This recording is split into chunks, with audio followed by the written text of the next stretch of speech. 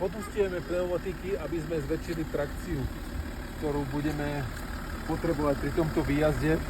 Tento bočný dezén sa nám vlastne premení na spodný dezén, z pneumatiky vznikne P-čko a zväčšíme trakciu zhruba o 20% na každom kolese.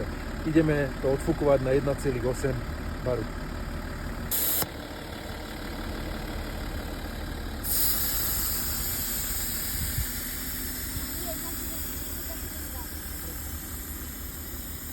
Heli, koľko? 2,1,6. Koľko? 2,1,6. Na mojej strane. A Peťo má koľko? 1,72. Peťo, to dobre postúpil.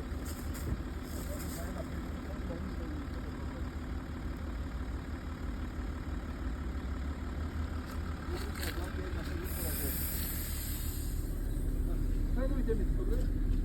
2,04.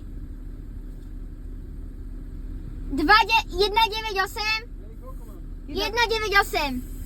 1,90. 190 1,86. 186. Stačí?